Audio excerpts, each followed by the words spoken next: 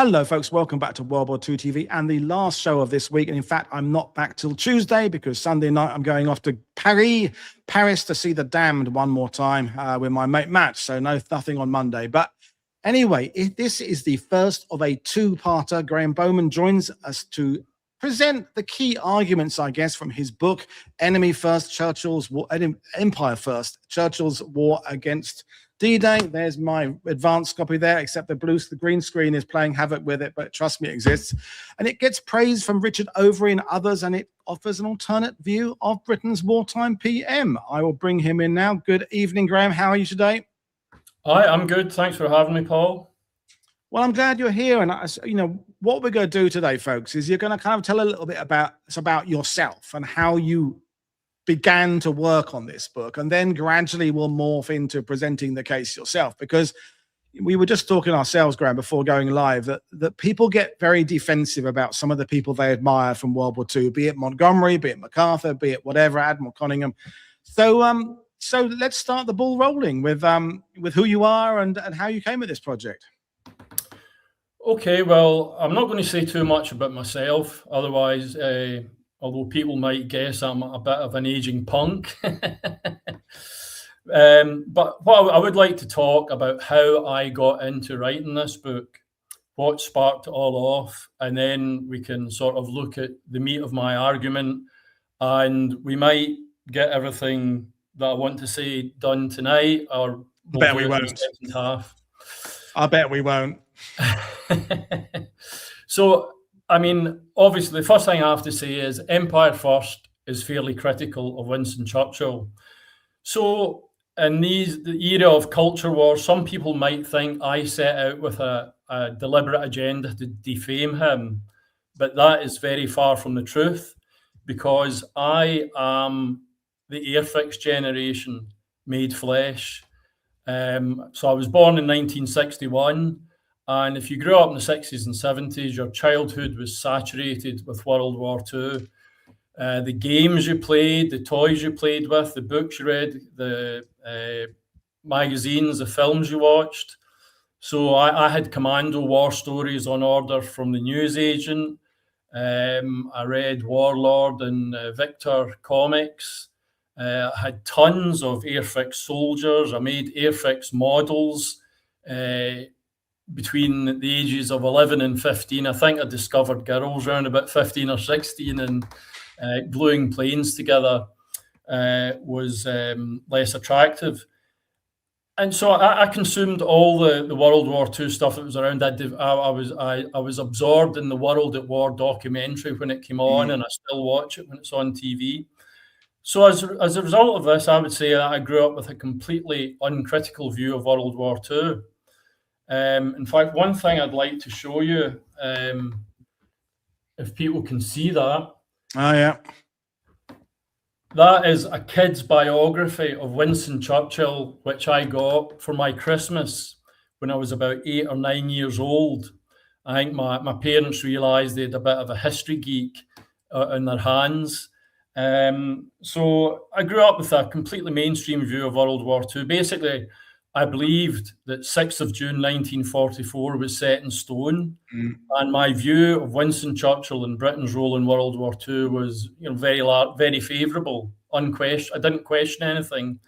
So when I eventually got to uni to study history, I never ever studied World War II because I thought I knew it all. There was nothing novel to discover. I'd gone to my local library once I was able to get into the adult section, and just stripped it of all its World War II books. However, in 2002, I read a book review which made reference to secret peace talks between Molotov and Ribbentrop in German-occupied Ukraine in June 1943. And the source for this suggestion was identified as Basil Liddell Hart. Now, I'm sure, as most of your viewers will know, Liddell Hart was a very highly respected military theorist and World War II historian. So I was gobsmacked when I heard this reference to secret Nazi-Soviet peace talks in the Eastern Front, And the fact that it came from a respected source, as you can see in the cover there, the Spectator has good things to say about Basil Liddell Hart. So what I'd like to do is just maybe quickly read you the paragraph from Liddell Hart's book that sparked off 15 or so years researching and writing a book. So this is from page 622 going into 623. And it goes, in June 1943, Molotov met Ribbentrop at Kirovograd, which is now called Krovnokitsky, and that's in Ukraine, which was then within German lines for a discussion about the possibilities of ending the war. According to German officers who attended as technical advisors, Ribbentrop proposed as a condition of peace that Russia's future frontier should run along the Dnieper River, while Molotov would not consider anything less than the restoration of her original frontier. The discussion became hung up on the difficulty of bridging such a gap and was broken off after a report that it had leaked out to the Western powers. The issue was then referred back to the judgment of battle. So, as I said, Liddell Hart is an eminent, respected historian. He's not a wide-eyed, marginal figure. But when I looked for the reference for this, there is none. He doesn't identify who these officers were, how he met them. He doesn't give a name for them. And at the time, I was working in television, and I thought this would make a cracking TV documentary. There's hundreds of documentaries about World War II, but I've never seen anything about this. So I went down to the Liddell Hart Centre for Military Archives at King's College London to start going through his private papers to get a lead on this. And what I found was that in 1945-46, Liddell Hart was employed by the British government to visit POW camps to explain the virtues of democracy to German officers who were about to be repatriated. But what he was also doing was he was interviewing senior German generals for a book that he eventually published called The Other Side of the Hill. And that was where various German generals gave their view from their side of things as to why certain things happened, e.g. why did the German army halt just outside Dunkirk. And in one of his letters, he did write the name of the officer who told him this, who related this story about the secret talks, and that was somebody called Theodor Reitmeier. But what I also discovered was that I think it was an agency within the US Army had also been intrigued with this in the early 70s, and there was a letter from them. They'd gone through all the German army records for World War II and discovered that the only German officer called Theodor Reitmeier was a staff officer based in Arras in northern France in mid-1943, and he had no diplomatic or foreign policy specialization. So the conclusion I came to was that Theodor Reitmeier was a bored or mischievous or malicious POW who just told this visiting British historian journalist a bit of a fairy story just for maybe for fun or to amuse himself. It was a wind-up. But in the archive folder that I got out when I visited the Liddell Hart Centre, there was all these other fragments, bits and pieces of articles that referred to low-level Nazi-Soviet contacts in Sweden during the first half of 1943. And that seemed a wee bit more plausible because, of course, Sweden was neutral. Both states maintained embassies in Stockholm.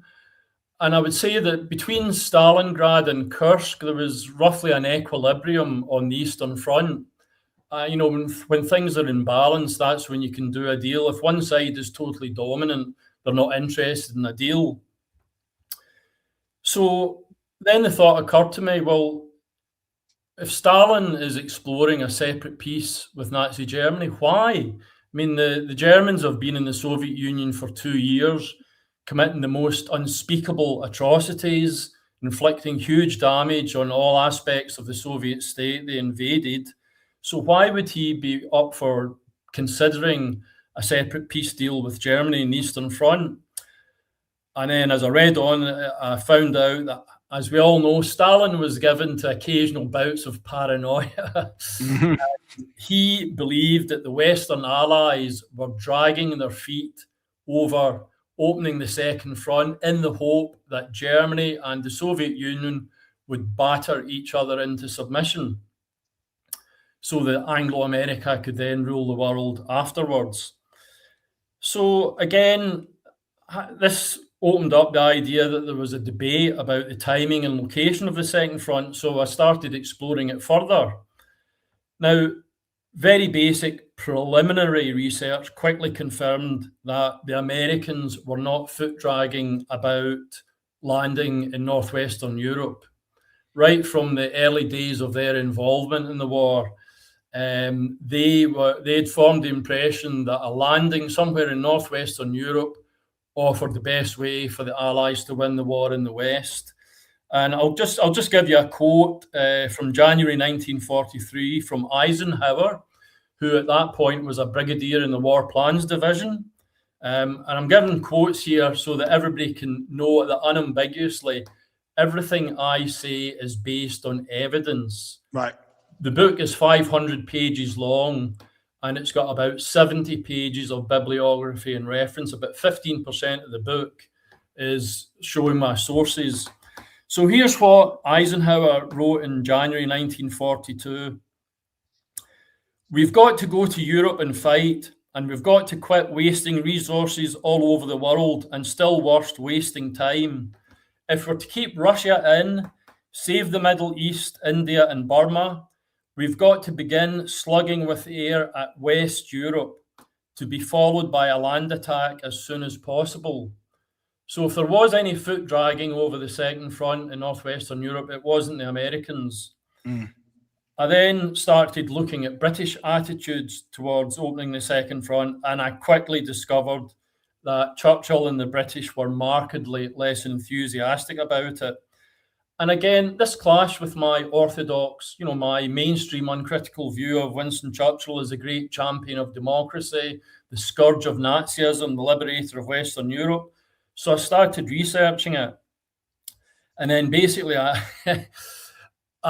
unfortunately, my parents didn't have the foresight to give me a private income. So I had to do my research and writing evenings and weekends while holding down a day job. So I spent 15 years researching, writing Empire First to try and answer two questions and see if I could make them stand up with evidence. Did Churchill try to undermine D-Day? Did he try to make sure it never happened? And if so, why? So just to interrupt you just very briefly, Graeme, because Sure. I think one of the things that we're all guilty of is kind of thinking that every nation's interest in all the other nations begins in September 39 when the Nazis invade Poland, as if none of the countries have aspirations around the world, have trade agreements around the world, have an empire around the world. So all these interests, things like that, had been going on not just since the First World War, but since time immemorial, and all the going back to the days of the trade routes and spice. So I think looking back and understanding that there are other intentions and other motives and sort of competing interests from the various players in World War II is healthy to do, because I think, yes, 1939 kickstarts the conflict, but people had interests in different aspects and different visions of the world for as long as countries were negotiating with each other. Oh yeah, I totally agree, and I think one of the things that sets Empire First apart from lots of other books on World War II, a lot of them just start in the 1930s, maybe with Hitler coming to power or appeasement or the outbreak of war. Again, as a self-confessed history geek, and I do have a PhD in history from rather a good university, Empire First starts in 1874 with Churchill's birth. And also the following year, that's when Disraeli purchased a 44% stake in the Suez Canal Company. So with my book, you get 65 years of British economic, political, and imperial history before World War II even begins.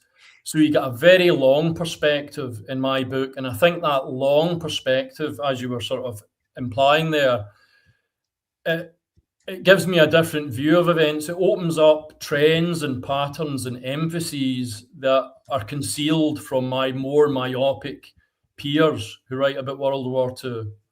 Yeah. And I definitely think that's a strength. I would argue that is a strength. Even if you don't agree with my analysis, I think it's good that I'm trying to set World War II in its proper historical context. Yeah, you're giving the before and after. It reminds me of the book Norman Conquest by Mark Morris, that is ostensibly about 1066 and all that. But the opening few pages, he says, look, I'm starting 300 years earlier. I'm kind of paraphrasing his actual language.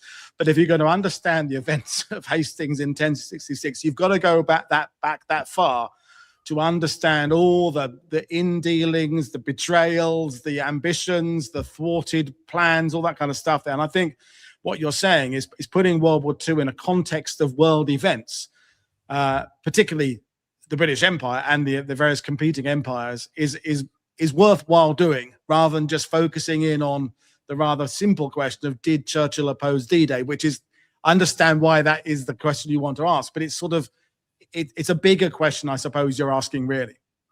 Yeah, the first 7 chapters or so in my book are way before 1939. So again, just to blow my own trumpet a wee bit, I think that if you read Empire first, you're getting 3 books in one. You're getting Britain's imperial decline interwoven with a biography of Churchill and analysis of World War II.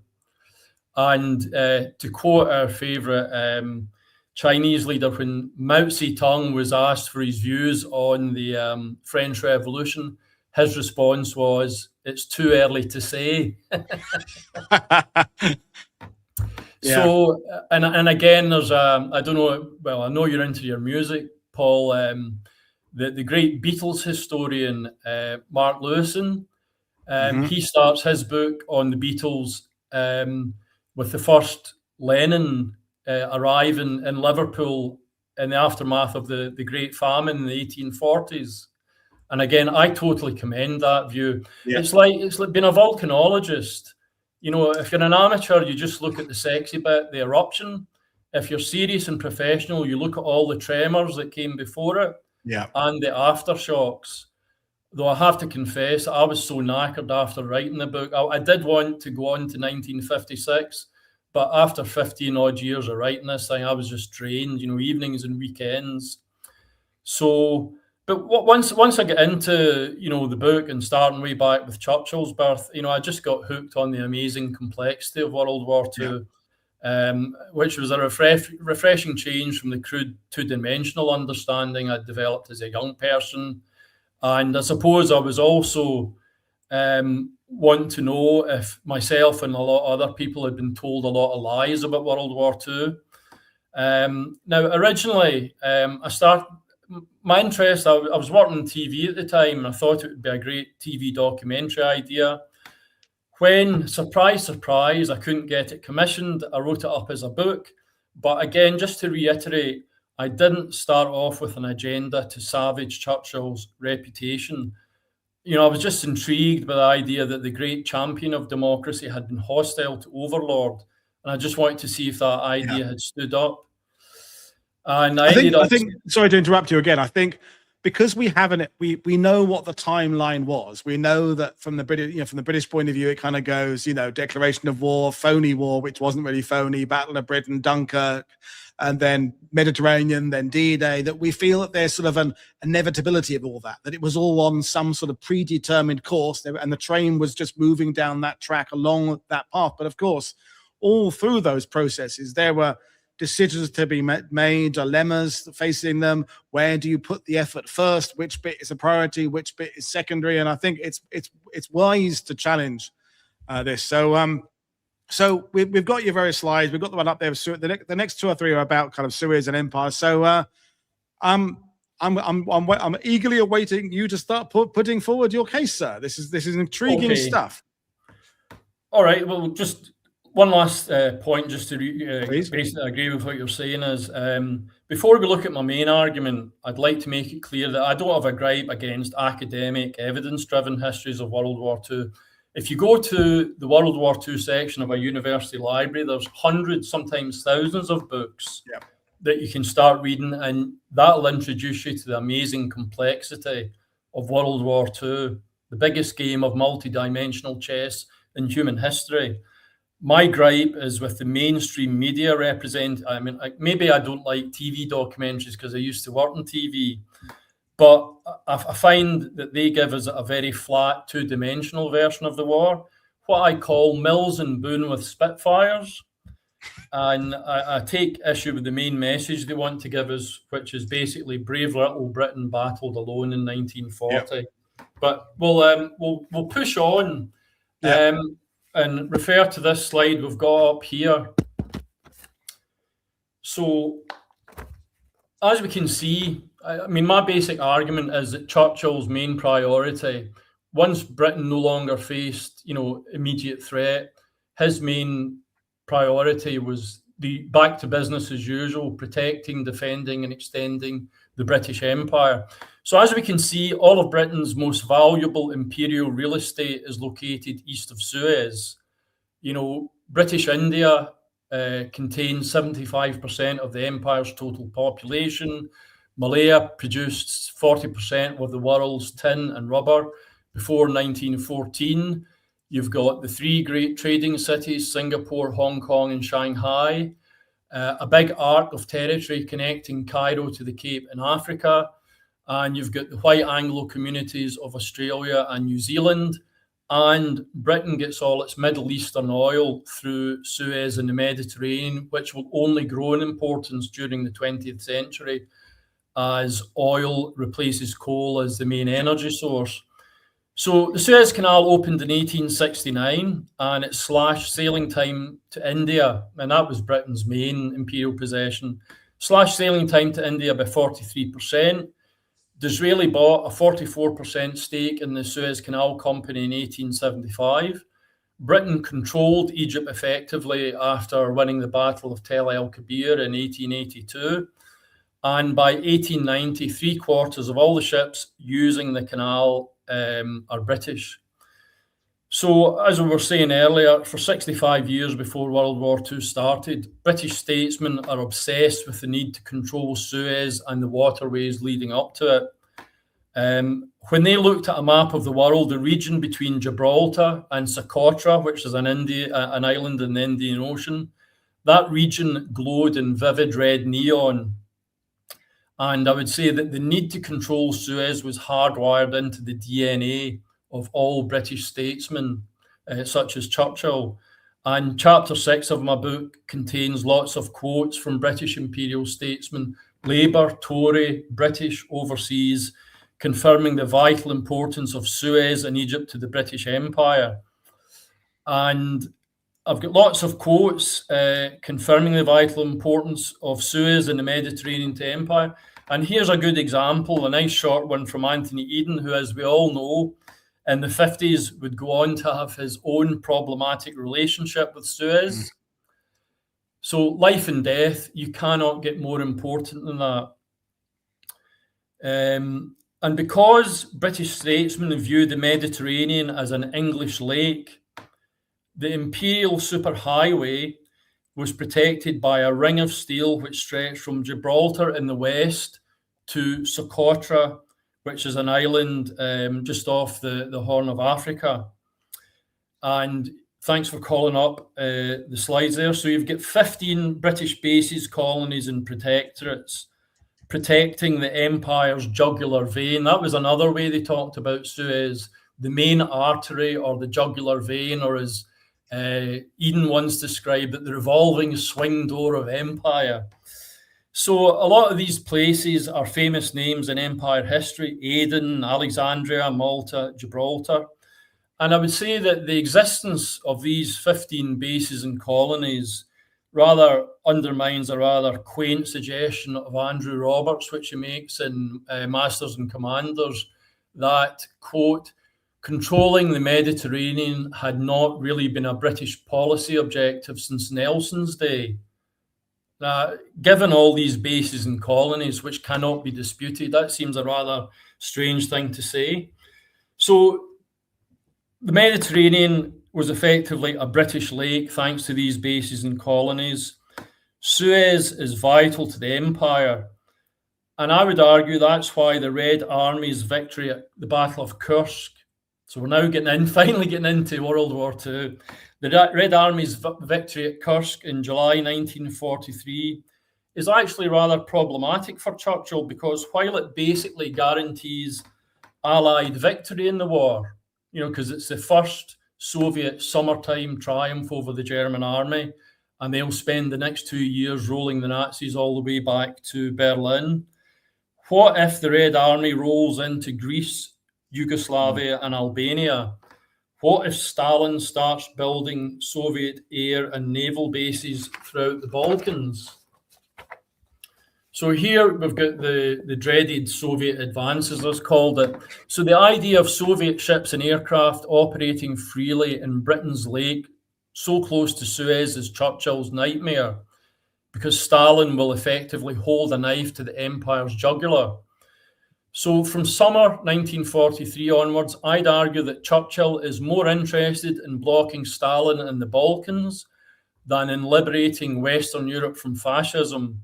And that's why he opposed Overlord, because if Overlord goes ahead, it'll consume all the resources he needs to block Stalin in the Balkans and retain the Mediterranean as a British lake.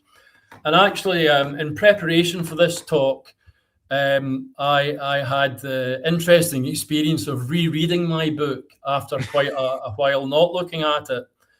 And it was then that I realized there was actually a massive spike in Churchill's hostility towards Overlord directly after the Soviet victory at Kursk.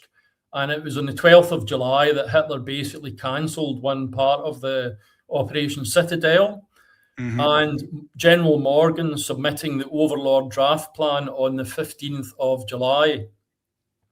So I'll quote from the note which he drafted to the Chiefs of Staff on the 19th of July, 4 days after Morgan delivers the Overlord draft plan, where Churchill states, quote, that the right strategy for 1944 is A, maximum post-Husky, certainly to the Po, with option to attack westward in the south of France or northeastward towards Vienna, and meanwhile to procure the expulsion of the enemy from the Balkans and Greece.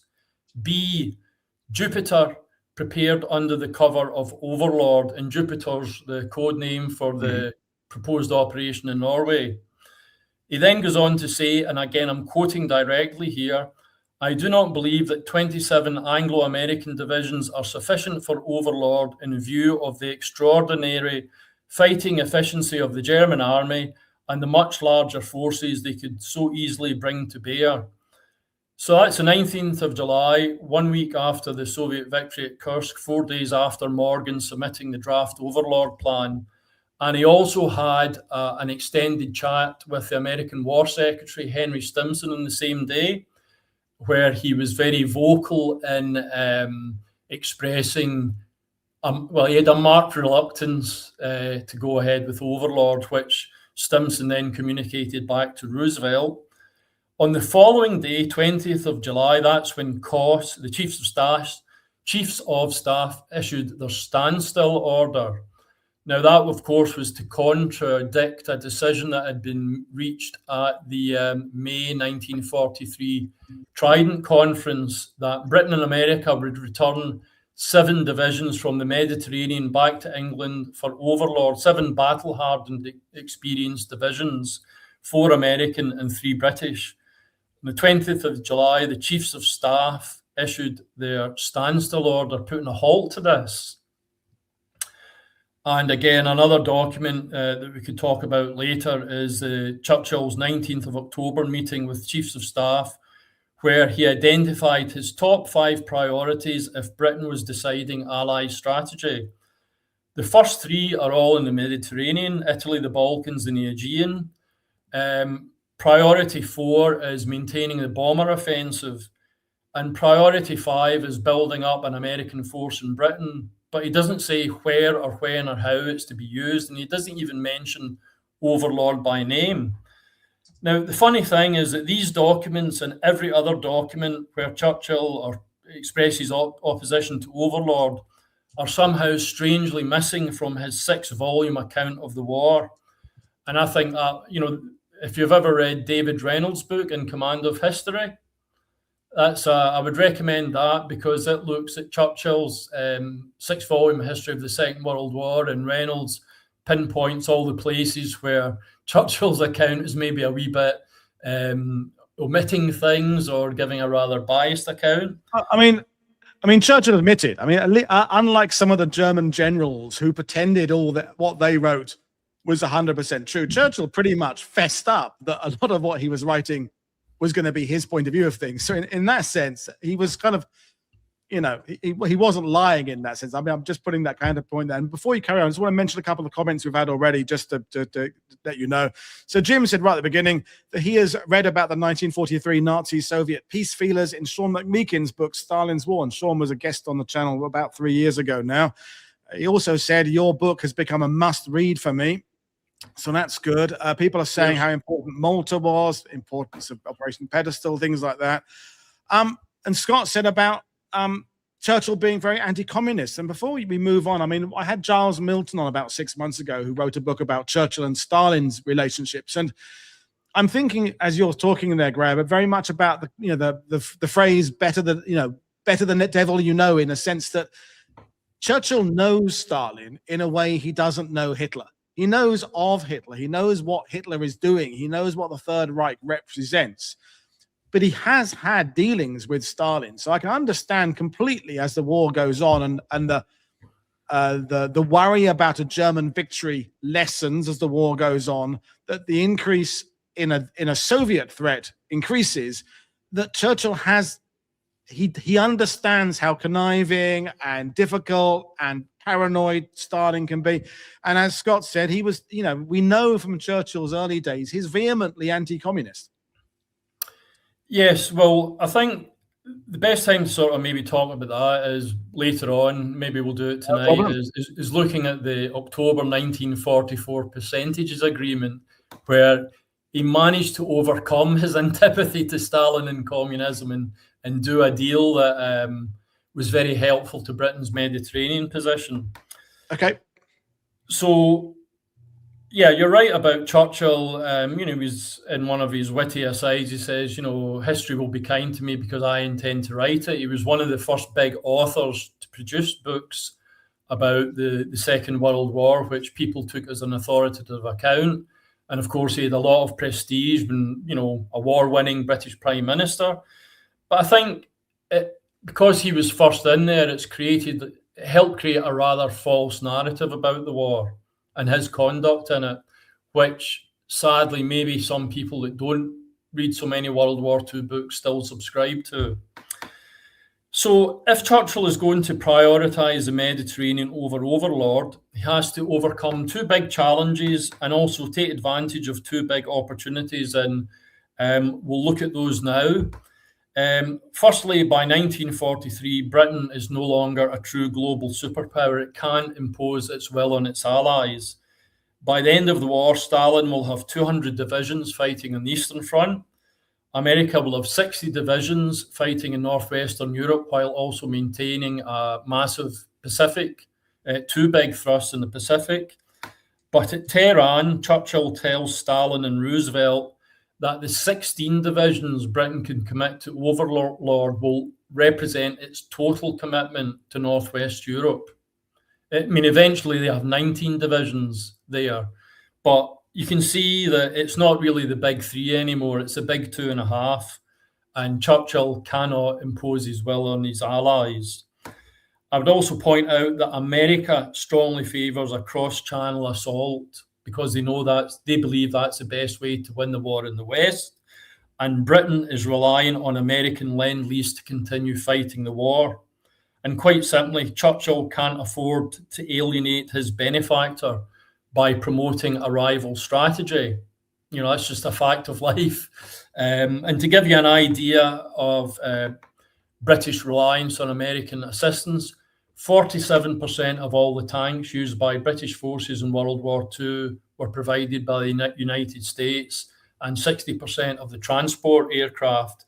So I would say that what Churchill did in the meetings with the Americans was agree and go along with them face to face, and then when he get back to Whitehall to badmouth them and dismiss the agreements he'd signed up to as what he and Allenbrook referred to as lawyers' agreements, which could be easily renegotiated. So the other thing that he has to bear in mind, if Britain and America don't deliver a second front in 1944, the alliance with Stalin is dead, because he's been calling for a second front since July 1941. Yeah. And when the operation he thought had been promised for summer 1943 didn't arrive, he signalled his displeasure by replacing his two cuddly pro-Western ambassadors in London and Washington with hardcore Kremlin hardliners. So if Britain and America don't deliver a second front in summer 1944, Stalin may well look to conclude that separate peace on the Eastern Front, which would be disastrous for Anglo-America. So for all these reasons, Churchill cannot openly oppose Overlord. He'll alienate bigger and more powerful allies, but he does enjoy two major advantages, things in his favour, which we'll maybe look at now. Maybe hold that one to later. I will be talking about European topography. If you want to go back to the previous one, because I'm going to come to Accolade specific, thanks.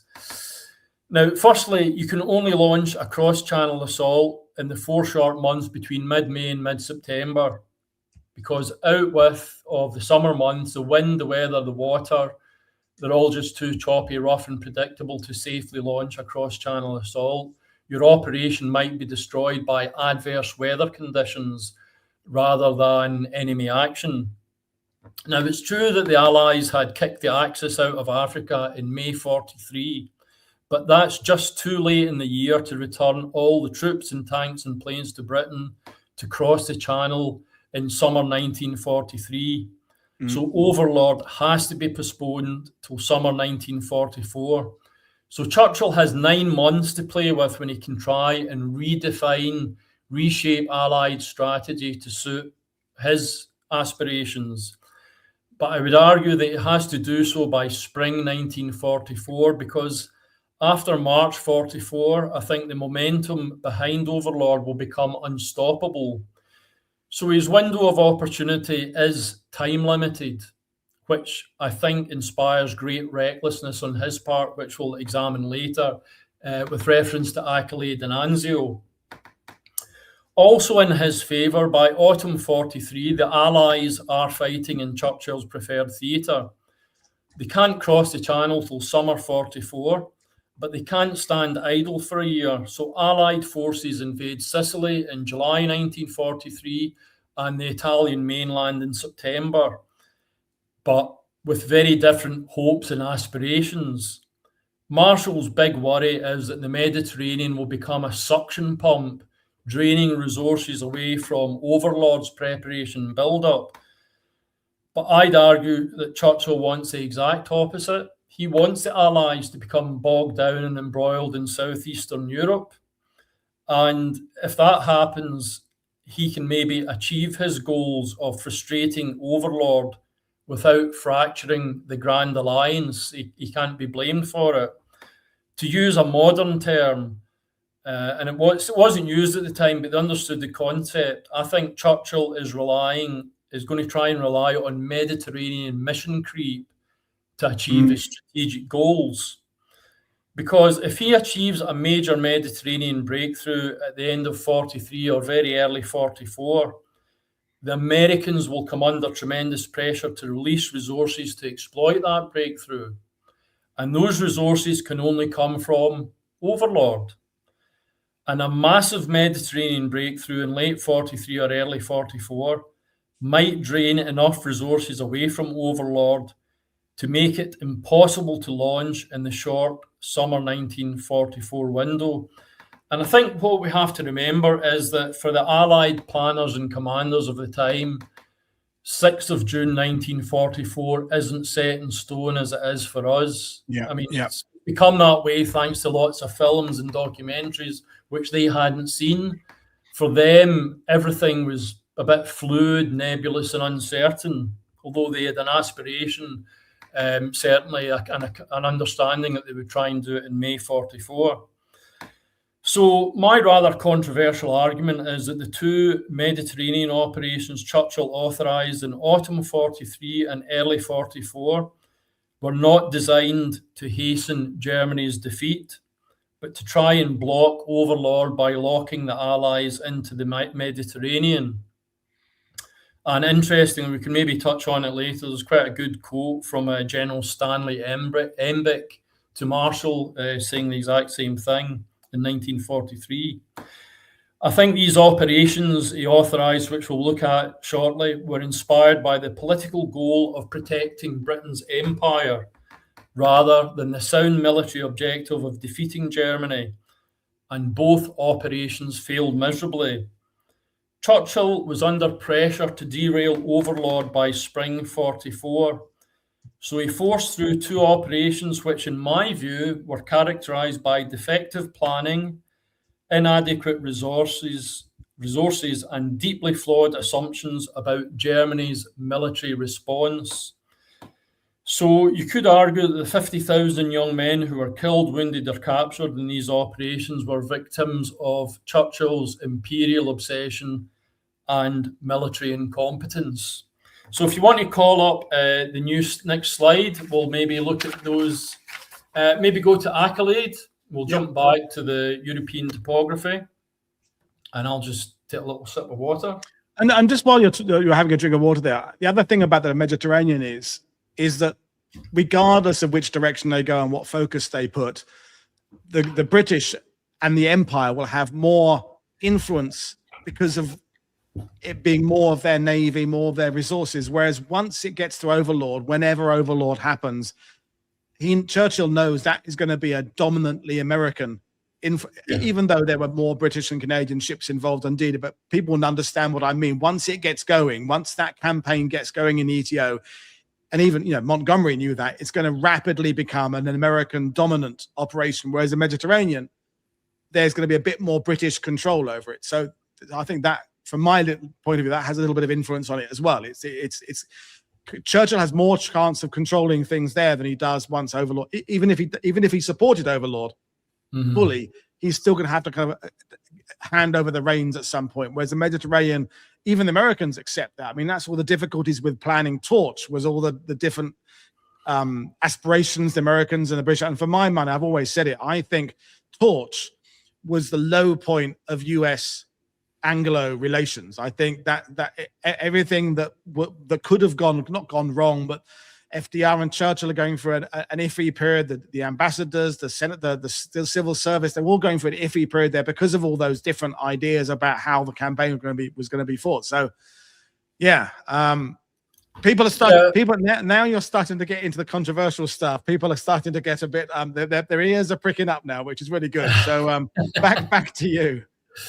Okay, yeah, I'd agree with what you're saying. I mean, obviously, Overlord set off with British and Empire predominance, but by the end of the war, there were 19 British and Imperial divisions in northwestern Europe and 60 American divisions, whereas in Italy, there were about 19 British and Empire divisions and only about 5 or 6 American ones. Yeah. So, yeah, that gives you an by June idea. switching into July, Normandy becomes more American. I forget. Someone worked out the exact date. There are more Americans in. It's either the last week of June or the first week of July, and after that, it just the difference in size just it goes on greatly. But back to you, sir. Okay, Accolade. Now, students of World War II will know that this is usually dismissed as a minor sideshow. It never gets any real attention. But if that's the case, why did Churchill describe it as, quote, an opportunity to gain immense prizes at little cost? And why, when the operation was failing, did Brooke observe that he was getting into a frenzied state about it? I think there's a lot more to Accolade, and it fits within my admittedly rather cynical analysis of Churchill and his motives. Churchill said that Accolade presented the opportunity to gain immense prizes at little cost because the immense prize was Turkey's involvement in the war, which was a big preoccupation for Churchill throughout 1943.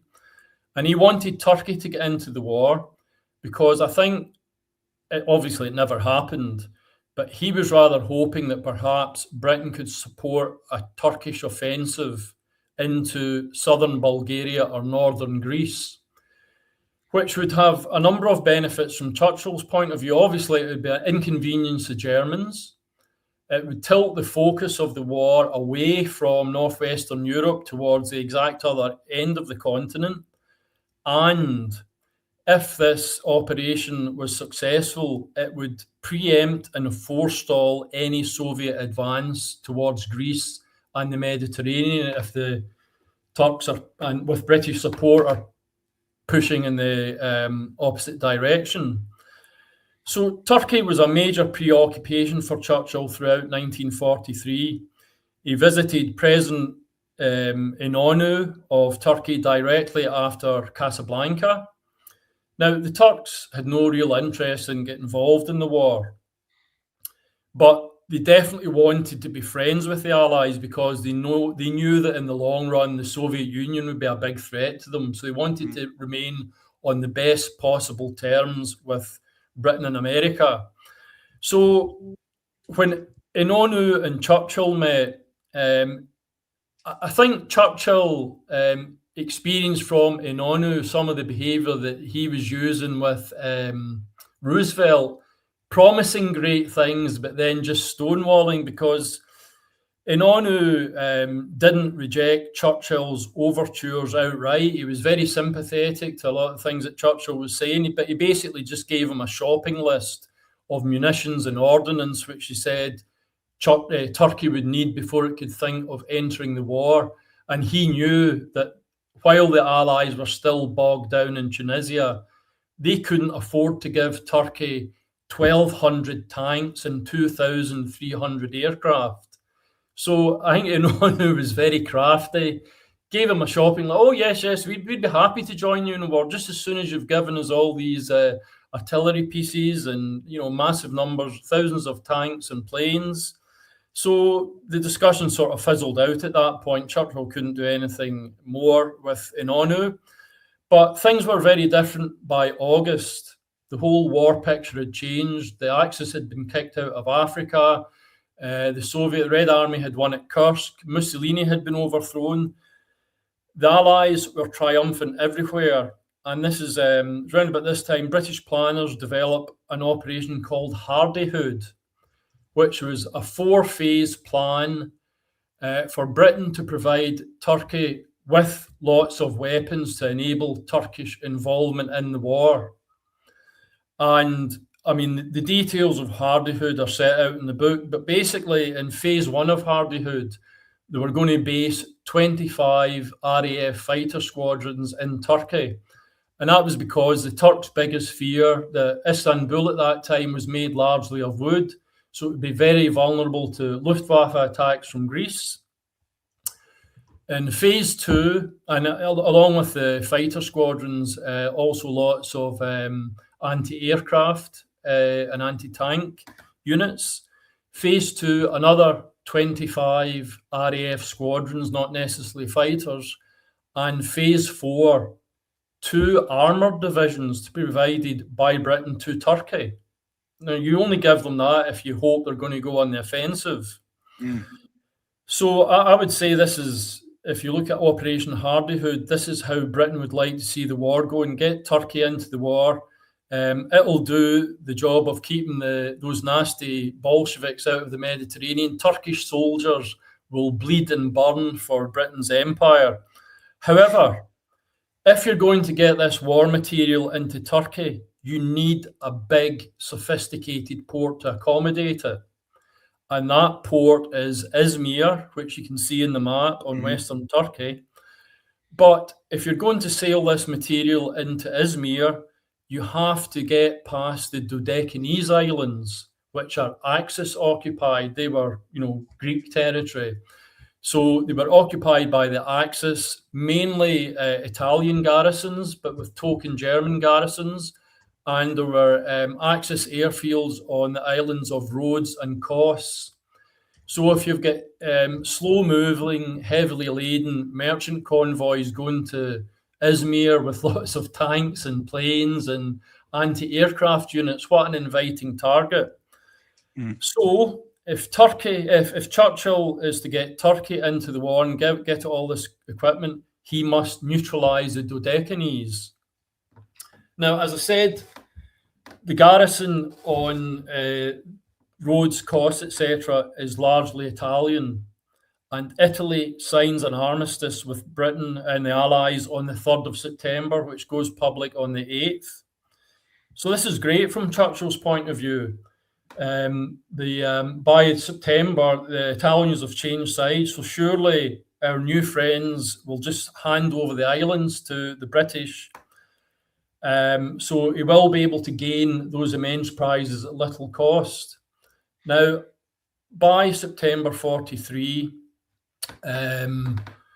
Britain is heavily committed in Italy. It's got troops back in the UK preparing for Overlord, and it's got commitments in India and the Far East. So there's hardly any troops left to undertake this capturing of these islands. But Churchill insists it goes ahead, and he scrapes together a force which no less a historian than Max Hastings has described as odds and sods, lots of different units from all over the Mediterranean. According to Hastings, the biggest contingent is from the Malta garrison, who have two years' experience of being bombed, but none of fighting.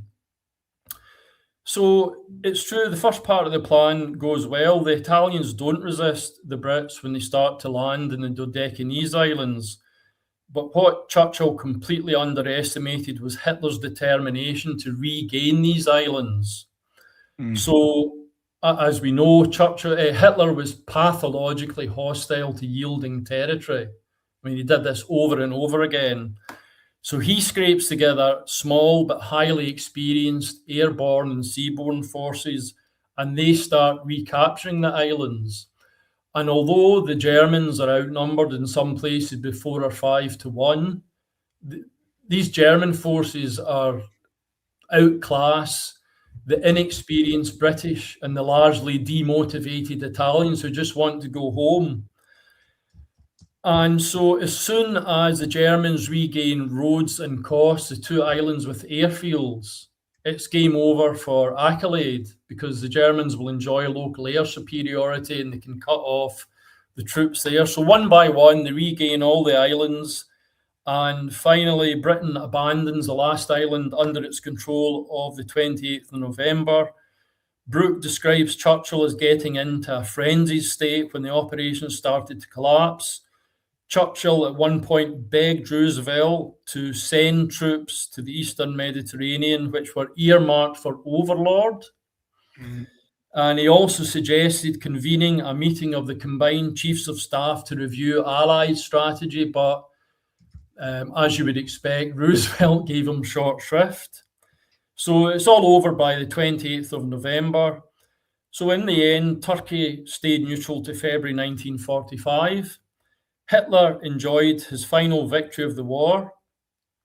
4,800 men are killed, wounded, or captured. Quite a lot of ships and aircraft are lost.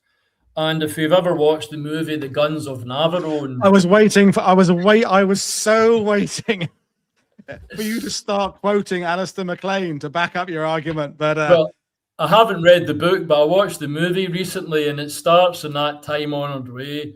1943, the mighty German Wehrmacht extends its influence. And it's so wrong, because the German involvement was a response to what Britain was doing.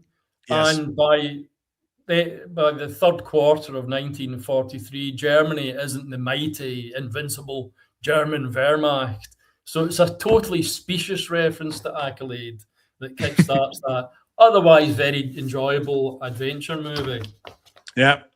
So that's the first operation I believe that Churchill authorised in an attempt to create an exciting front down in the opposite part of Europe from Normandy, in an area that was much more congenial to British imperial interests. So we'll maybe look at the next slide, which is all about Anzio. So we'll now look at Churchill's January 1944 operation to try and derail Overlord, which is Operation Shingle, also just generally known as Anzio.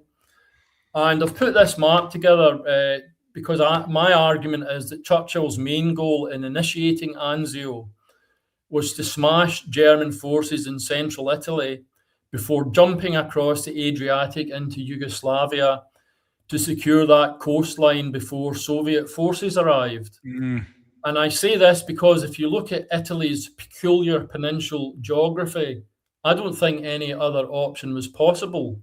I mean, if you just keep advancing north in Italy, you come to the Alps, and that's not going to be, you can't easily get through the Alps into Germany. You could go west into southern France, but when the Americans proposed such a move, Churchill was very, very hostile, and we will look at this Anvil, or as it became known, Dragoon, later on, maybe tonight or in part 2. So you can't keep going north, you can't go west, or Churchill's very hostile to going west. The only other option is to go east, and British planners did develop 2 plans to go east. Armpit was the code name for a hoped-for operation on the Istrian Peninsula, which is largely part of modern-day Croatia, supposedly to take advantage of the so-called Ljubljana Gap between the Julian and Dinaric Alps. And Gelignite was a plan for a landing at Durazzo or Durrës in Albania. But obviously these operations never went ahead because Anzio didn't succeed, not in the way that Churchill hoped. Not with the speed, yeah. No, he was wanting to get into Rome, smash the Germans in central Italy and occupy Rome by February, but it took a wee bit longer than that. So by Christmas 43, the Allies are stuck basically on the Gustav line and had been there for 3 months after they'd liberated Naples on the 1st of October. And Churchill's great scheme was to bypass Gustav by landing at Anzio, which is 80 miles north of the Gustav line and 40 miles south of Rome. And his rather simplistic assumption that if the Allies landed at Anzio, the Germans would withdraw men from Gustav to isolate the forces at Anzio, and then the Allies could then smash through the weakened Gustav line. This would force Germany's 10th Army to retreat, and if Shingle force moved inland, they could then cut off the German retreat, and German 10th Army would be smashed in a massive pincer movement, which all sounds great. The Americans based in Italy were rather sceptical about the plan because there were only enough landing craft in Italy to support the landing of 2 divisions in the initial assault. And while 10th Army was down in the Gustav line, there were 8 or 9 divisions in German 14th Army just outside Rome. And the Americans believed that these 2 divisions would be wiped out if they move inland by the 8 or 9 divisions of German 14th Army. However, at the beginning of January, a British officer, General Henry Maitland Wilson, replaced Eisenhower as the Mediterranean theatre commander, because after a spot of leave at the end of December, Ike took up his post commanding Overlord, or the planning for Overlord, in January 44. So Churchill's got a British officer in command of the Mediterranean, and I would argue that Wilson and Churchill pushed Shingle through, and Marshall and Roosevelt sort of allowed it because they knew that, they regarded Italy as a secondary theatre, and this is coalition warfare. You have to give and take now again. That's just the reality. And Churchill was really pushing for it. at the Eureka conference in Tehran, they had agreed that 68 LSTs would remain in the Mediterranean until the 15th of January. And just around about Christmas time, 43, Roosevelt agreed that these LSTs could stay in the Mediterranean for another 3 weeks until the 5th of February. So that was all the landing craft they had. So I'm not going to get into the Anzio disaster too much because a lot of people are very familiar with it. There was a very successful landing on the 22nd of January. About 36,000 troops got ashore with minimal losses. But basically, Mark Clark, who was General Lucas's boss, Lucas was the commander of Shingle Force. Clark had watered down the orders that Lucas got. Alexander, for example, had said that Shingle Force should advance to the Alban Hills, or as they were also known, the Colli Laziali. Clark changed this to advance on the Alban Hills, which is a bit more vague. And you have to remember that three or 4 months earlier, Clark had almost been pushed back into the sea at Salerno. Yeah. So he had maximized Lucas's, operational flexibility. Lucas was quite a cautious man. He thought that the two divisions they initially had would be crushed if they quickly advanced inland. So he spent his first week consolidating his beachhead. And quelle surprise, Hitler exploits this by rushing extra troops into Italy, which Churchill hadn't anticipated. So there was no reduction in German troop numbers on the Gustav line. So the stalemate continued there for another 4 months. And also after the initial assault, for the next 2 or 3 months, the Germans outnumbered Allied forces at Anzio. So there was no breakout from there either. So there was stalemate at Anzio and Shingle, and this basically continued for the next 4 months until late of May. So the Allies, Polish troops raised their flag on Monte Cassino on the 18th of May. Allied forces finally smashed through the Gustav line round about that time. And 5 days later, there was a successful breakout from Anzio. It would now be possible, perhaps, for Shingle to achieve its initial goals. But as we all know, Mark Clark sent the bulk of his forces to Rome to capture the Italian capital, which had been declared an open city. So there was no real effort. He did send 1.5 divisions to Valmontone, a small town on Highway 6, but there was no real effort to try and cut off the German retreat. And so although German 14th Army was mauled by the Anzio breakout, German 10th Army escaped in good order, set up new positions in the Gothic line between Pisa and Rimini, which then held up the Allies for another 4 months in autumn 44.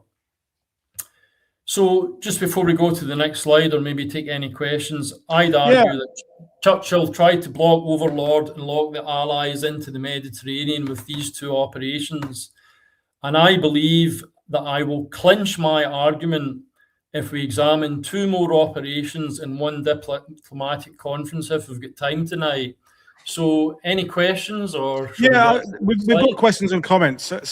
So people are talking about Mark Clark and Americans, and I'll add my thing there in a second. But Jim is saying that he saw Mark Clark in a post-war interview regarding exactly what Graeme mentioned about the gap. According to Clark, the idea was Churchill's to retain the Eastern Adriatic. And people are making a comment, which I completely agree with.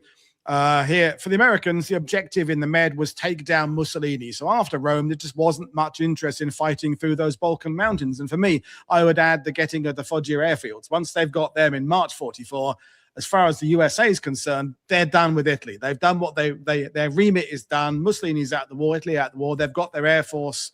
15th Air Force can now fly out of Italy to carry on hitting Germany. It's the British, as you're making the point, and particularly Churchill, who have the ambitions to carry on going east. And then I'll deal with some other questions. And of course, Churchill's got his own son in Yugoslav. Randolph's there at various points. The SOE, OSS, they're there in pretty large numbers in Yugoslavia, looking at things and possibilities. And they're not just there to liaison with Tito. That's part of it. But clearly they're there because they're just keeping an eye on that part of the map for possibilities and options and things like that. And as I say, his own son is there, which I think is really cool.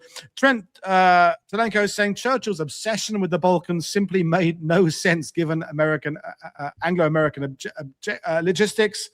Someone else is saying about Andrew Harrison, another guest on World War II TV. As has been said earlier, Churchill was haunted by Gallipoli, and he absolutely knew that Overlord would be the first and only shot in invasion locker. There would be no second attempt until 45, 46. And of course, his obsession with Gallipoli obviously connects with what you're saying about Turkey. He's got, Turkey and Gallipoli, all something that Churchill's got real thoughts of there. The one question I wanted to ask for Ian Carr earlier is, does Alan Brooks say anything about this? In 43, Alan Brooks, he's there in a position where he knows exactly what's going on in terms of geopolitics as well as military. Is there anything in his, papers about what he thinks about Churchill, what Churchill's saying about his ideas to him? Well, there's a number of, as we all know, Alan Brooks' nickname was Colonel Shrapnel. He was highly strung, and I think one of his things he would do in meetings, if he didn't like a point that was been made, he would say, "I flatly disagree," and snap the pencil in his hand. And I think one of his great strengths was that he, unlike Dill before him and lots of other people, Alan Brooke would always stand up to Churchill. Yep.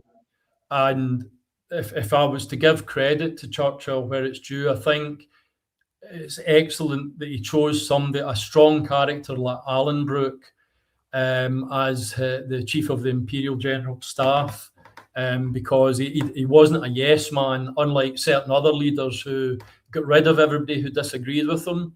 Yeah. Examples of Alan Brooke's skepticism about Churchill's plans. I mean, he would just shake his head in disgust whenever Churchill raised Operation Jupiter, the landing in Norway. He just thought that was bonkers. Apparently, he once said to Churchill, "Why do you keep bringing this up?" And I think Churchill said something, Hitler started rolling up the map in Norway, and I'm going to unroll it in Norway, which is not a very good reason. When Churchill did raise the idea of the Ljubljana Gap to Alan Brooke, he was very hostile to the idea. He says, if we try and do this, we'll be facing not one, but three opponents: the Germans, the terrain, and the weather. So he was very hostile to it. And according to Lord Noel Annan's memoirs, one day Churchill came in and he'd hatched a scheme to land in Spain and go through the Pyrenees. This is recorded by a credible source, Lord Noel Annan. And when Alan Brooke came in and saw this, he says, because he'd partly grown up in the Pyrenees, he was very familiar with how mountainous they were. Alan Brooke said, "Prime Minister, please don't waste our time. We've got serious planning jobs to do. Don't waste our time with this nonsense." But the one interesting thing I would say is when Alan Brooke visited Italy in December 1943, and maybe we can go on to this shortly, he compared the terrain to the northwest frontier of India, which we all know is quite fierce. And, in more recent decades, the Taliban have been able to hold their ground quite effectively against, Soviet, British, and American forces. And sometimes I just wonder that maybe if Churchill and the Chiefs of Staff Committee had invested sixpence in buying a basic primer in Italian geography and topography, they might have been less enthusiastic about this obsession they had. But as I said, it wasn't driven by, in my view, realistic military ambitions. It was the empire. And Churchill became increasingly unrealistic about it. Okay. Fair point. Well, let's move on then. Southern France. What I'd like to do is maybe scroll back a couple of slides and we will look at the topography and terrain. Let's do that. because this is absolutely vital. So as this map shows, and I think everybody who studies World War II should be very familiar with the topography of the region. Northern Europe is lovely and flat. It stretches for about, is it 2,000 or 3,000 miles from the Atlantic to Ural Mountains, which is why the Americans were keen to land there. And Normandy is only about 300 miles from the Ruhr. So while Northern Europe is lovely and flat, look at Southern Europe. With one exception, which we will come to either later tonight or in part 2, Southern Europe is completely covered. Well, German-occupied Southern Europe is completely covered in mountains. And yet Churchill consistently identified Southern Europe and the Mediterranean as a soft underbelly. Yeah. I mean, one does not have to go to Sandhurst or West Point to query that, to know that it's completely bonkers. I mean, when we were kids, we've all had fights, and if they were on a flight of stairs or on a hill, you always wanted to be on top because it's so much easier punching down than punching up. So, you know, if anybody says, oh, Churchill, great strategist, great tactician, what is he on about? How can this be a soft underbelly? And not only is it covered in mountains, it's miles from Germany's industrial heartland. And there's large mountain ranges in your path. So, but as I said, there's one area which does offer a real soft underbelly, and we'll consider that later. But I'm just mystified about Churchill. He continually presented Southern Europe as an arena in which the Allies could win cheap, easy victories over the Axis. And when he visited Stalin in Moscow in August 1942, he even drew him a wee picture of a crocodile to illustrate his metaphor. And as I said, when Brooke visited Italy in December 1943, he compared the terrain he saw to the northwest frontier of India. I think he said, you know, one destroyed culvert holds up a whole army for a day. And again, Montgomery's memoirs confirm how awful it was to fight in Italy. The terrain was so favourable to a slow, protracted withdrawal with lots of demolitions. However, as I've hinted at, there is one part of Axis-occupied Southern Europe which offers a real soft underbelly. And Paul, if you could kindly forward on to Southern France. Here we are. Now, as we all know from our visits to Saint-Tropez and the Cannes Film Festival, the Riviera beaches are lovely and flat, and they lead directly to the Rhone River Valley, which is also lovely and flat, and runs for about 500 miles, almost up to the border with Germany itself. And it's called the Rhone River Valley, even though the Rhone River splits, goes eastward after Lyon. But the Saône River continues on up to the Strasbourg, and I think it might emerge. I think that little mountain chain below Strasbourg is the Vosges Mountains. Yep, that's right. Yep. So there is one part of Southern Europe which offers a real soft underbelly. So when the Americans started pushing for operations in this region in early 1944, one might expect Churchill, as a great champion of the soft underbelly, to be a big supporter of this. But no, he was vitriolically opposed to Operation Anvil, which eventually became Dragoon, as soon as the Americans really started pushing for it. And if we look at the next slide, it'll list some of Churchill's objections. Now, I don't think I'll attempt a Churchill impression. I'll just let you wouldn't be the first. Quite a few distinguished historians have done their Churchill impressions there. I can't remember who's the best was, but we've had a few. But don't feel any pressure. But you wouldn't be the first. I'd probably do it for the first line or two, and then just that's what I would do. Yeah, resort to working class west of Scotland. But basically, this is a telegram to Roosevelt. Basically, the country is most formidable. I doubt that Anvil will have any important strategic effect on the tremendous battle which Montgomery and Eisenhower are fighting.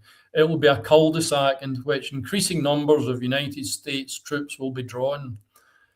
And also in other things, they further argued that Allied forces would need 6 to 12 weeks to prepare for Anvil, and that Allied forces would require 3 months to capture Lyon and influence events in Normandy. And he was even more sceptical in notes to Ismay, his chief of staff, saying that, we might have to look at a new command structure in the Mediterranean, let the Americans play the fool in Anvil, and we do our best towards Trieste, which of course is just above the Istrian Peninsula at the far eastern side of Italy. So the great champion of the soft underbelly is very hostile to operations in the only part of southern Europe which offers a real soft underbelly. So why did Churchill oppose Anvil? I'd argue it's because if it went ahead, Anvil would confirm France as a defining Allied theatre and Overlord as a defining Allied operation, and basically cancel out any hope he had of having resources to mount operations in the Balkans to block the Russians.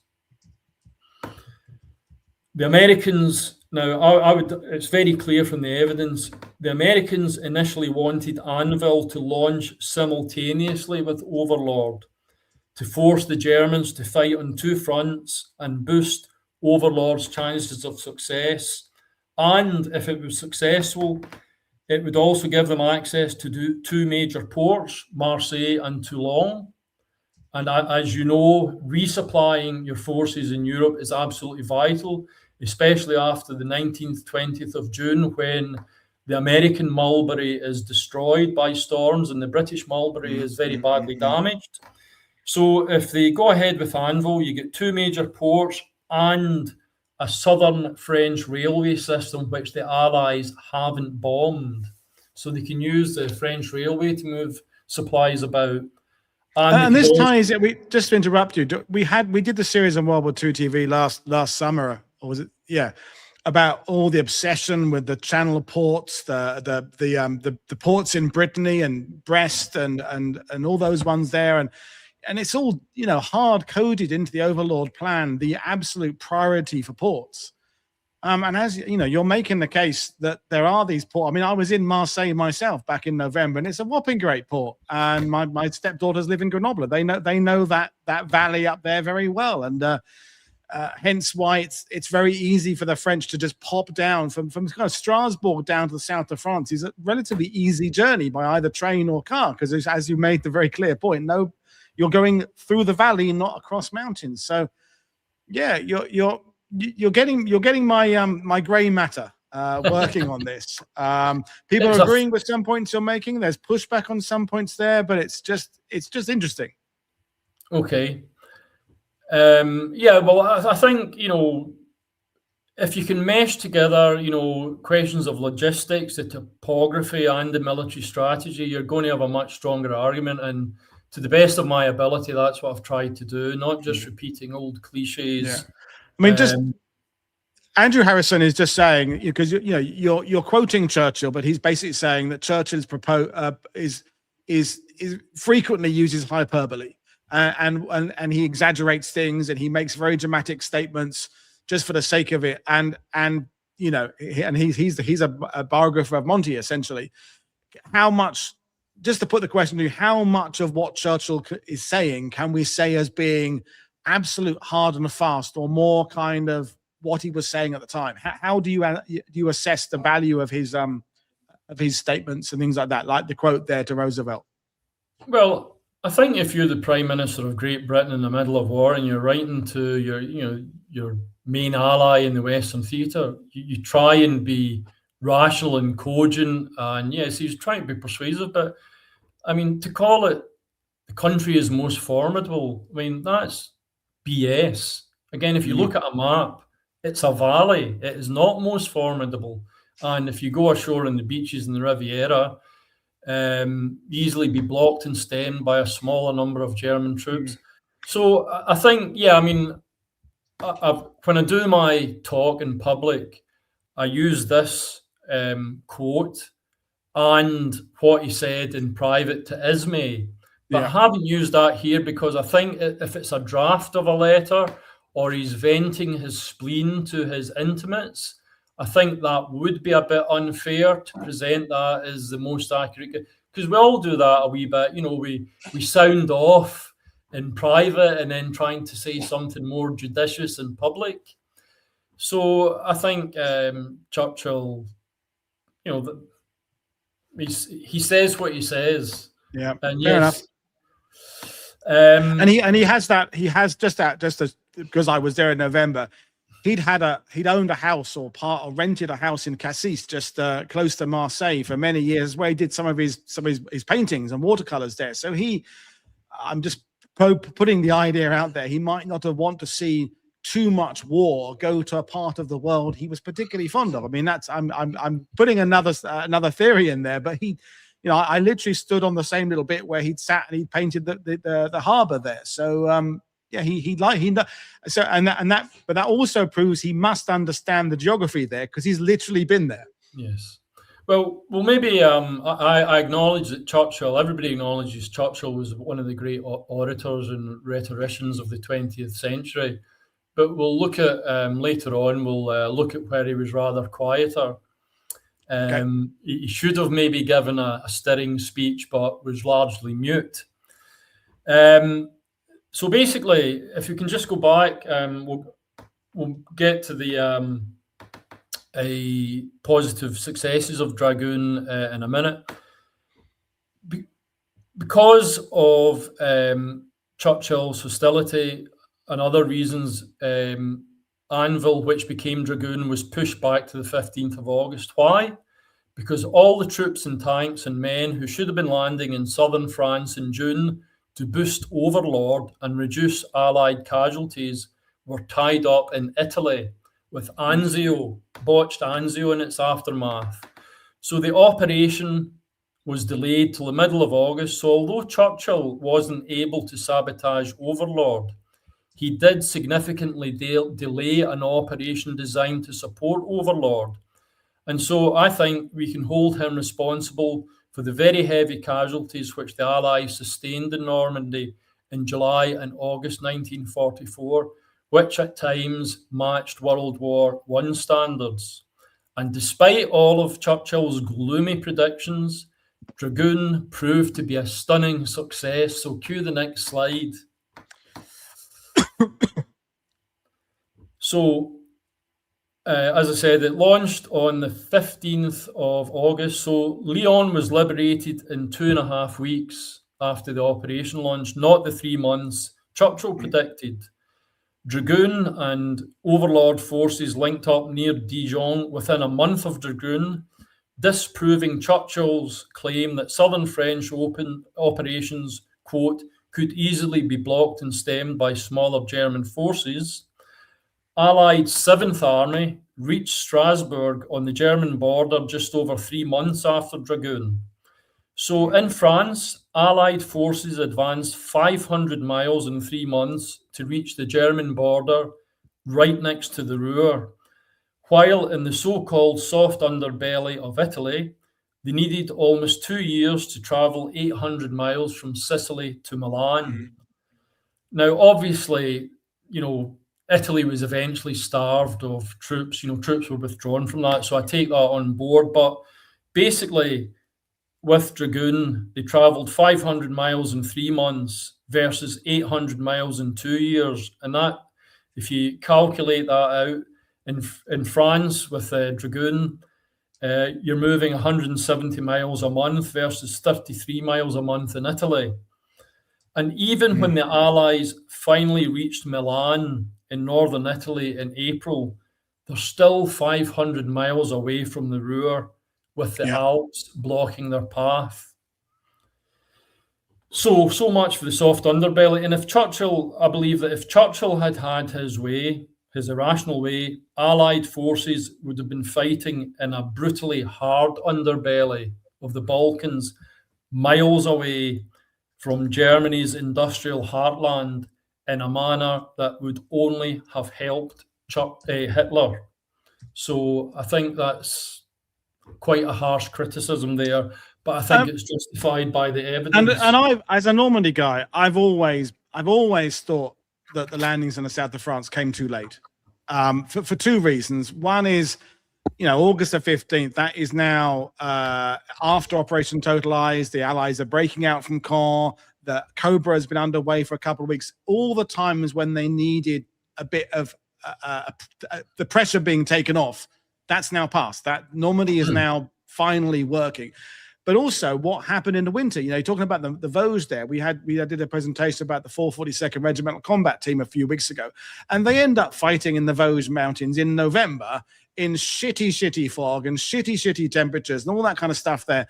If they'd done the landings in the south of France in June, regardless of whether or not it was Churchill or anybody else wanting to postpone it or delay it, whatever, is that rather like the Russians or the Germans invading the Soviet Union in Barbarossa, a few weeks earlier might have made all that difference, because they can get to that vital bit towards Germany before the worst of the winter sets in. So there's lots of really interesting things. I mean, no one's disputing the effectiveness of Dragoon, because it absolutely worked. But I've always wondered why it took so long, and especially when the presenter about the 442nd was talking about the fact that unit were just swanning about in the Riviera for weeks on end, because it was like the pressure, the focus wasn't on pushing. They didn't quite know what to do and how to do it. I always felt it was a bit of a damp squib. It worked, but it needed someone pushing it with more enthusiasm. Well, it was originally conceived to launch in June. Yeah. Basically, Overlord was to be the hammer, and German resistance in France would be smashed against the southern anvil. Yeah. That was the idea.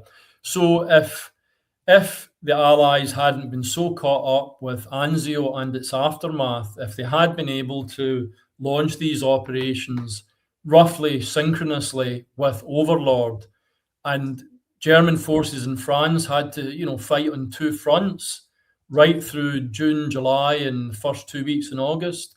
Yeah, they could. I mean, yeah, they fulfilled Monty's timetable. He said, we'll be in France and D-Day plus 90. They got that, but they could have been there, as you say, they could have been there a lot earlier. Yeah, they could have been much more advanced while it was still reasonable campaigning weather, and they could have achieved a lot more. And Bagration starts in June as well. I mean, imagine you're sitting in the German High Command in June, and there are 3 concurrent landings coming at you from 3 different directions. I mean, it's change the trousers time, isn't it? I mean, obviously they knew the Allies were going to be bringing in more stuff at some point, but if they're literally facing a massive great invasion in Normandy, another one in the south of France, and then a few days later the Soviets bashing west from the east, that's a huge amount of pressure on the I mean, I'm not saying the pressure wasn't still there coming in August, but it would have by August they're already reeling with the fact that they're going to have to lose. The Germans are going to be losing Normandy. That's clear. Whereas in June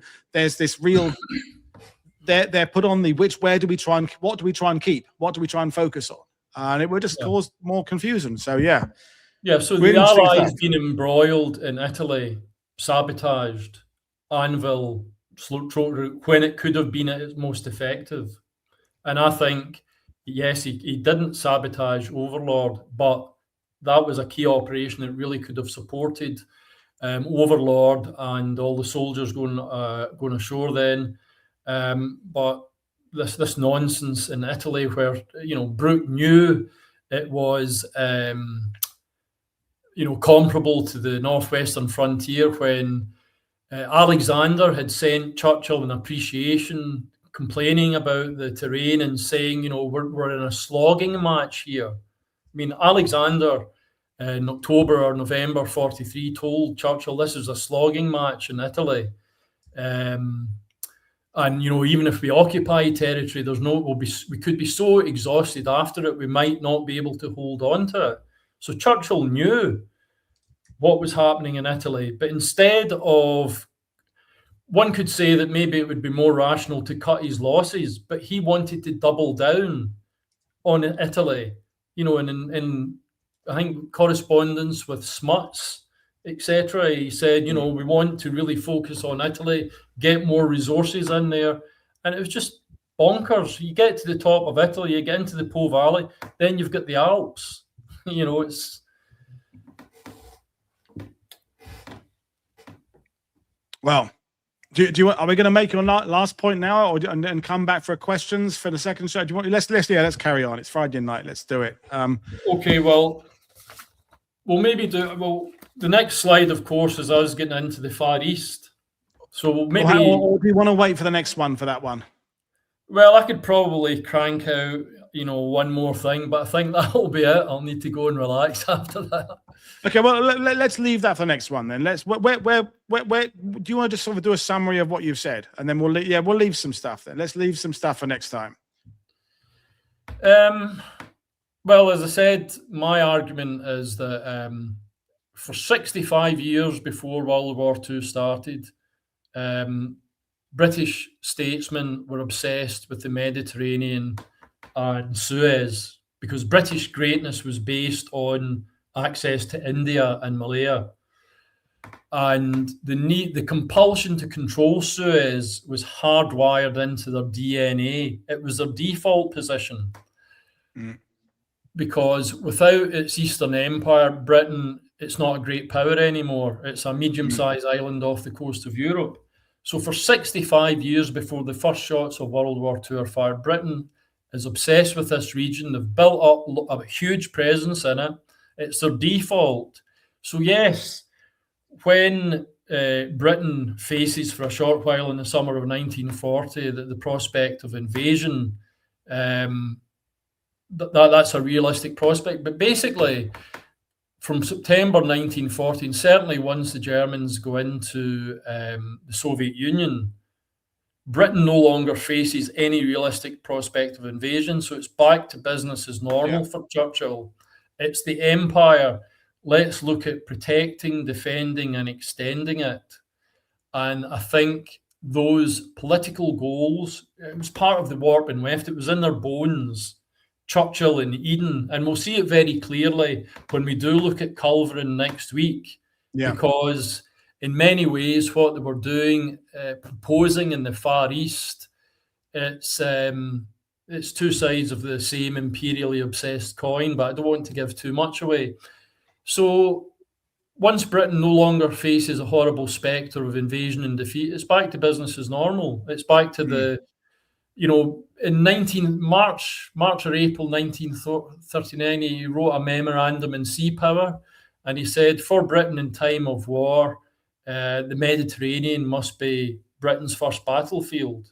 And, you know, people like Wavell and Ironside and Andrew Brown Cunningham, Admiral Andrew Cunningham, said similar things. Britain was obsessed with controlling the Mediterranean.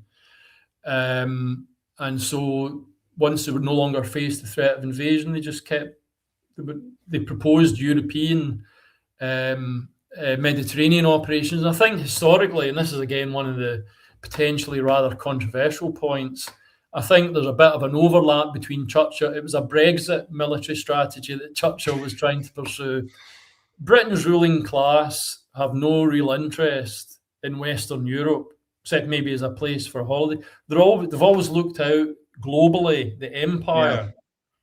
And that's what Brexit is, a turning away from our closest neighbours towards, you know, doing deals with India, Australia, and for a while... You're moving out further onto the thin ice. Now you haven't... I'm right. I couldn't be more against the ridiculous nature of leaving the European Union, because I live in Europe, live in France. But it's fair. I mean, to sort of summarize or preempt what we're going to say in the next show, it's not really that you are saying that Churchill is sort of not positive about D-Day, but more because he's focused on something else rather than actually kind of trying to put the brakes on specifically to Overlord. It's more that he's shoveling the show in his back garden, shoveling the snow in his back garden, as opposed to the snow in his front garden. But doesn't necessarily mean he's neglecting his front garden. His focus is in the back garden. Is that kind of... Well, no, I think he can't openly say what he wants.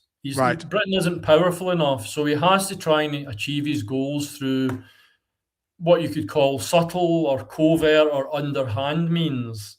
He can't come out and say, I'm wanting to, get involved in the Mediterranean because the empire is more important, although lots of American politicians and generals formed that opinion through contact with him, like Stimson after they had a chat on the 19th of July, 1943. He couldn't be open about he was pursuing a hidden agenda, I would argue.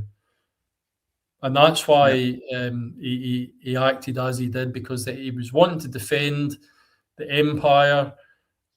Because even after India had gone in 1947, Britain was hoping that Eastern Africa would be the new India. And that, there were still... And I would say, if people say, Graeme, you're really a bit cynical, suggesting Churchill had a hidden agenda. Well, let's look at what Britain, how it acted towards the Middle East in the First World War. On the one hand, you've got the Hussein-McMahon correspondence, which says to the Arabs, if you fight for us against the Ottomans, you'll get nationhood and independence after the war. The Balfour Declaration says a national home for Jewish people in Palestine. And then the secret Sykes-Picot Treaty carves up the Middle East between Britain and France. So they're pursuing, that seems to me to be a wee bit cynical. And even after the war, 11 years after the war, we have the Suez fiasco. Now, it's an unambiguous fact that Britain, France, and Israel concluded the Protocol of Sèvres in France between the 22nd and 24th of October 1956. And it was agreed that Israel would attack Egypt, which they did on the 29th of October. And then the 1st of November, Anglo-French forces start to land in Egypt. And their justification for it is, we're only going in to protect a vital international waterway from collateral damage from this Israeli attack on Egypt. But Britain, France, and Israel have jointly agreed the Israeli attack in advance of it happening to provide a fig leaf. So I think if you look at Britain's conduct in the First World War towards the Middle East, they weren't always playing with a straight back. Oh God! And the second one, I mean, I could list all the shows where we did ones with Phil Craig in his book 1945. We let people down in Borneo. The British definitely let the Poles down in 1945. Well, not just the British, the Allies had a habit of promising things to certain people during the war and then kind of finding reasons after the war to not quite fulfill. And I'm saying this as a proud Brit. I'm proud of my family's service. We were the good guys. There's no question about it. The Allies were a good guy, and Churchill was a good guy. The bad guys on the other side were awful people. What we're just saying is that sometimes judgment and perceptions and motivations can be questioned. And to bring things to an end, with a couple of comments there, representatives. So Trent Zelenko said, Churchill was a united British imperialist. He was keyed to saving the British Empire. Churchill's moves from 1910-ish strategy informed. And he then goes on to say, Churchill was concentrated on the Mediterranean to unite British imperial east of the Suez resources to Great Britain. This is a major point of the oil presentation that Woody had the other day. Jamie says, Woody did say this stream would be thought-provoking, and it certainly is. Magician's Apprentice, some people put Churchill on a pedestal, but the gloss, invention of tanks, action in the trenches in First World War, speeches in World War II, don't balance out against Gallipoli, Zeebrugge, Greece, etc. So there we are. And Bruce Day said, any serious discussion of Winston Churchill must first admit that he was first and foremost an imperialist Victorian, imperialist first. All his views were first shaped by the empire. So there's some other ones there as well, but people are saying all sorts of things, which I thought they would, Graeme. Well, Paul, I must compliment your viewers for being very shrewd and perceptive critics by agreeing with me. Well, some haven't agreed. I'm just showing. I mean, some are saying that, are we saying Churchill's evil? No, we're not saying Churchill's evil. I haven't used that word at all, and I never would. I avoid. If you're trying to be a proper objective historian, you avoid emotion.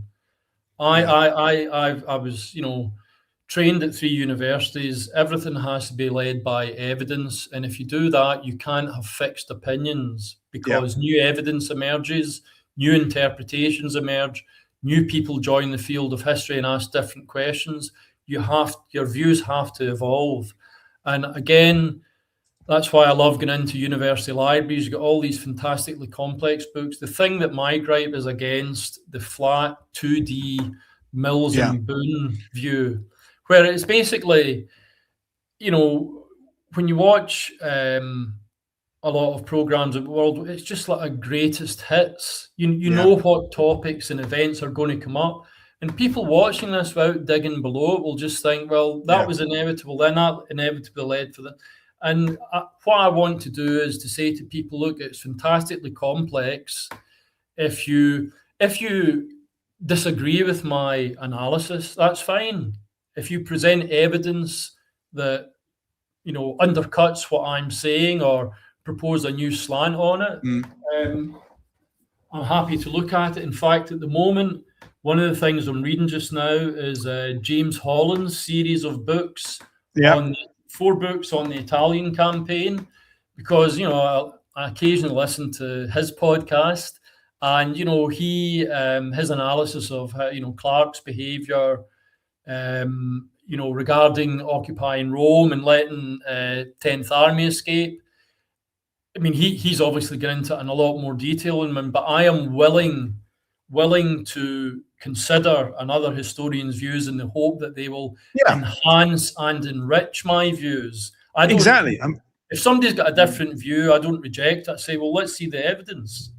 I mean, James is a good mate of mine. He's really tried to reevaluate Mark Clark. I don't think he's a particular Mark Clark fan, but his basic point is he was always fighting with one arm tied behind his back, and I think there's some truth in that. And I think that we shall end this one with the fact that 2 things can be true at the same time. Churchill can be essentially a great wartime leader for the war effort and motivation in his speeches, but also have been blinkered and not got things right. That's where we're human beings. I mean, that it's the same with Montgomery. It's the same with all these people. Two things can be true at the same time. You know, you can be great in one regard and crap in others. And you know, I'm certainly crap at lots of things, and I think I would like to think I'm quite good at some things. So there we are. Well, it's been absolutely fantastic. The range of comments, the range of views in the sidebar are really cool. We'll set a date for part 2. But folks, you know what to do. Some of you said you've gone out and bought the book already, which is fantastic. The link is in the description below, as is the link to Graeme's website. And we shall continue this in the future. So I'm very much looking forward to it. And thank you, everybody, for tuning in. And thank you, Paul, for this great opportunity you've given. I really appreciate it, and for being a great host. Thank you. I have thoroughly enjoyed it. And as always, the shows this week give me lots to think about. I won't be sleeping properly. I have to play video games for a couple of hours before I go to bed. Right. Thanks, everybody. So I'm back on Tuesday, going off to do a bit of punk music Sunday night in Paris. Get myself an expensive T-shirt and have a good curry. And I will see you on Tuesday. Cheers, everybody. Bye. Right. Cheers.